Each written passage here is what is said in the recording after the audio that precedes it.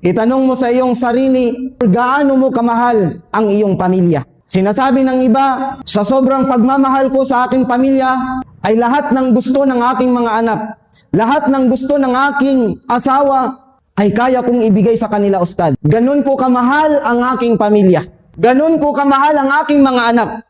Lahat ng kanilang mga gusto, ay lahat ko gagawin para lang maibigay ko ang kanilang mga kagustuhan. Ang tanong, mga kapatid, sa pananampalatayang Islam, ganito nga ba ang turo ng Islam kung paano natin mamahalin ang ating mga pamilya? Si Propeta Abraham, siya ay huwaran natin bilang isang Muslim. Dahil si Propeta Abraham ay ama ng pananampalataya. Kung makikita natin sa panahon ni Propeta Abraham, sa kanya natin makikita ang tunay na pagmamahal sa isang pamilya. Sa panahon ni Propeta Abraham, nung inanyayahan niya ang kanyang magulang sa pananampalatayang Islam. Kasi hindi po Muslim ang tatay at nanay ni Propeta Abraham. Kaya ang ginawa ni Propeta Abraham, inanyayahan niya ang kanyang mga magulang sa pananampalatayang Islam.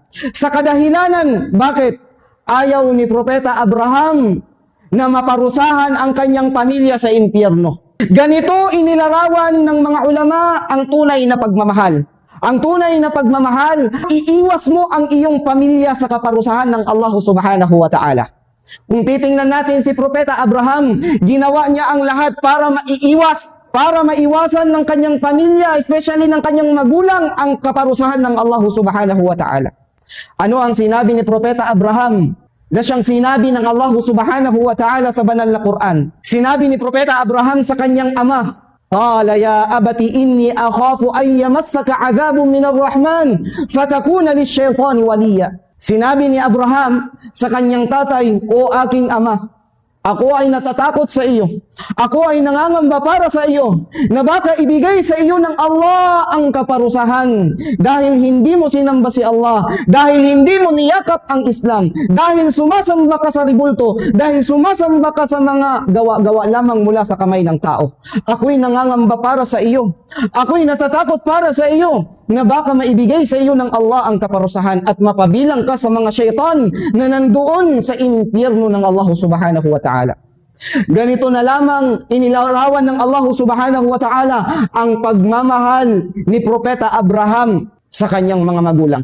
Ipinapakita ni Propeta Abraham sa atin na sinabi ng Allah subhanahu wa ta'ala sa banal na Quran, ang tunay na pagmamahal sa iyong kapwa ay iiwas mo ang iyong kapwa-tao o ang iyong pamilya sa kaparusahan ng Allah subhanahu wa ta'ala.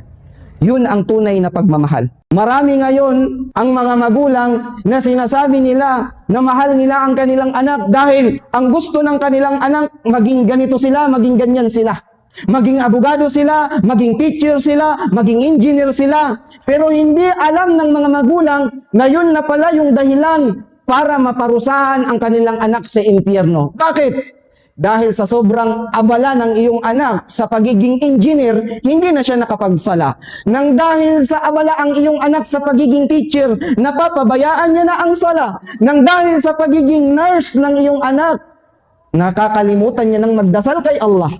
Nang dahil sa binigyan mo ng magandang kinabukasan ang iyong anak, nang dahil sa iyong pagsusumikap na maging maganda ang kanyang future, yun na yung naging dahilan para makalimutan niya si Allah. Hindi siya marunong magsala, hindi siya marunong magbasa ng Quran, ni kahit Fatiha, hindi niya mabigkas ng maayos.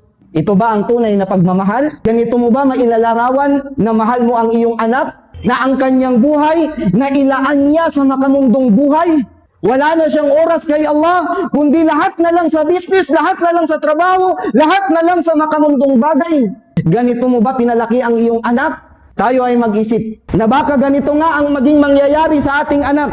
Na baka sa kabilang buhay, kabilang sila sa mga taong mapaparusahan ni Allah subhanahu wa ta'ala. Bilang isang magulang, nakikita mo ang iyong anak sa pag-unlad. Nakikita mo ang iyong anak sa magandang trabaho. Nakikita mo ang iyong anak na nasa magandang posisyon. Nakikita mo ang iyong anak na maayos, establish ang kanyang buhay sa mundo. Ngunit sa kabilang buhay, hinihintay niya ang kaparusahan ng Allah subhanahu wa ta'ala. Bakit? Dahil nakapokus siya sa trabaho. Dahil nakapokus siya sa makamundong buhay. Dahil nakapokus siya sa mga bagay-bagay na kung saan dahilan na para makalimutan niya si Allah. Ganito bang buhay ang gusto mo sa iyong anak? Ganito mo ba kamahal ang iyong anak? Naging marangya nga siya sa mundo, pero sa kabilang buhay ay hinihintay niya ang kaparusahan ni Allah. Bakit? Dahil walang pagsamba kay Allah. Nakapokus sa mundo, nakafokus sa trabaho, nakafokus sa kurso na kung saan napagtapusan niya.